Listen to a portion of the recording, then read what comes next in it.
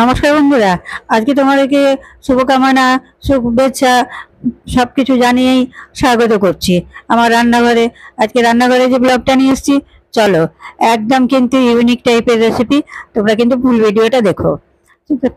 এবার এটা দেখে বুঝতে পারছো একটা পকোড়া বা মিষ্টি এসব জাতীয় কিছু আছে। এই জিনিসটা কিসের দিয়ে তৈরি করেছি, কিভাবে তৈরি করেছি, তোমরা কিন্তু পুরো ভিডিওটা দেখো, দেখে বলবে যে তোমরা কিন্তু জিনিসটা কেমন লাগলো। আমি নিয়ে নিয়েছি, ছানা কাটিয়ে রেখেছিলাম একটা কাপড়ের মধ্যে বেঁধে। সেই ছানাগুলো একটা থালার মধ্যে নিয়ে ভালো করে ছানাগুলোকে ম্যাশ করে নেব। ম্যাশ করে নিয়ে এইটা কিন্তু তোমরা দেখতে থাকো, ক্রমশ প্রকাশ্য। এর মধ্যে দিয়ে দিলাম একটু গুঁড়ো দুধ, দিয়ে কিন্তু ভালো করে সুন্দর টেস্ট আসার জন্য ভালো করে মাখিয়ে নিচ্ছি। এবং এটা ভালো করে মেখে মাখা হয়ে গেলে তার মধ্যে হালকা একটু পরিমাণে দিয়ে দিলাম ময়দা।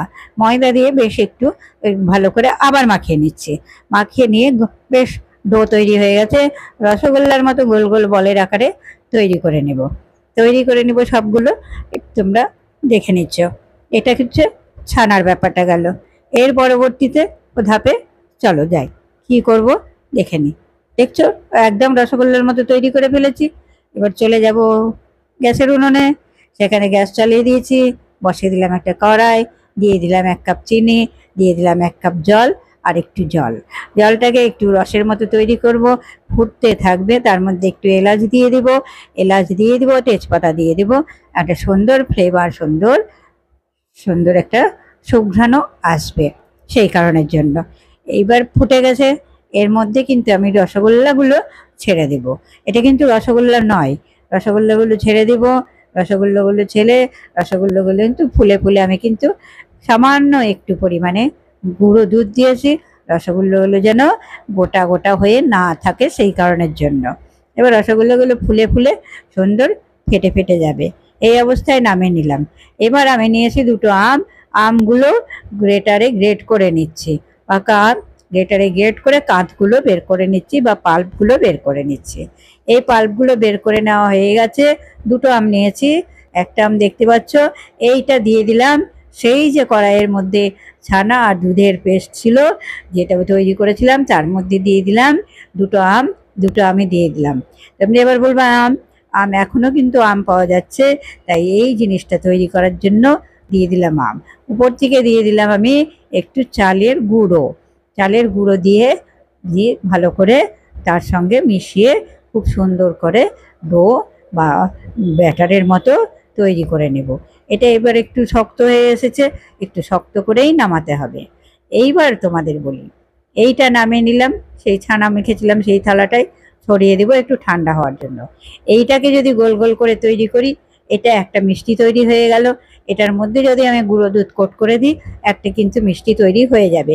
এইভাবেই তোমরা খেতে পারো, কেননা চালের গুঁড়োটা কিন্তু চালের গুঁড়ো হয়ে থাকলো না, ওই যে মিষ্টির যে রস ছানা দেওয়া, তার সঙ্গে আমের যে কাজ, তা কিন্তু সুন্দরভাবে এর সঙ্গে মিশে আছে।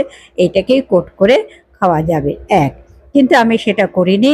এটা এর পরবর্তী স্টেজটা আমি করেছি। তারপরে এইভাবে বানিয়ে নিচ্ছি সবগুলো, তোমরাও দেখতে থাকো। মোটামুটি এগুলো মিষ্টির আকারে বা বড়ার আকারে গড়ে নিচ্ছে। এগুলো সম্পূর্ণ গড়ে নিয়ে তারপর চলে যাব এবার আবার উনুনের মধ্যে। দেখো তৈরি করা হয়ে গেছে, দেখতেই পাচ্ছ বলের মতো করে মিষ্টি তৈরি করেছি। এটাকে তুমি গুঁড়ো দুধে কোট করে দাও, তাহলে কিন্তু একটা মিষ্টি তৈরি হয়ে গেল। এবার চলে গেলাম আবার উনুনে। এবার একটু আর একটা ধাপ যাই, সেই ধাপটাতে গেলাম, দিয়ে দিলাম সাদা তেল আর দিয়ে দিলাম ঘি। যেহেতু এটা মিষ্টি করছে, এবার মিষ্টিটা করার জন্য ঘি দিলে সুঘ্রাণটা ভালো আসে।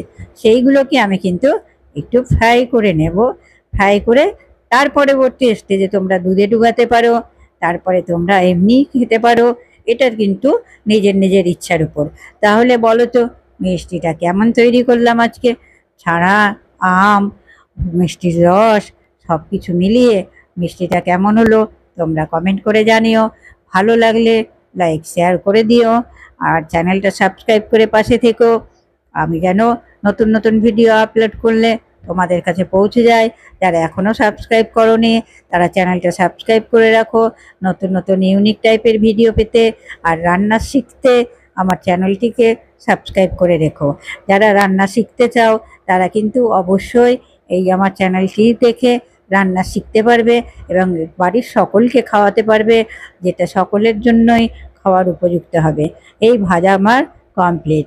তোমাদের কাছে অনুরোধ যেগুলো রাখলাম, আমি এই অবস্থাতে এবার এইটাকে তোমরা দুধের মধ্যে ডুবিয়ে একটুখানি ফুটাতে পারো বা মিষ্টির রসেও ডুবাতে পারো, এটা তোমাদের ইচ্ছের উপরে। আমি অনেক রকম অপশন দিলাম। আজকের মতো এখানেই শেষ করছি। ভালো থেকো, সাবধানে থেকো, সুস্থ থেকো। আবার একটা নতুন রেসিপিতে দেখা হবে।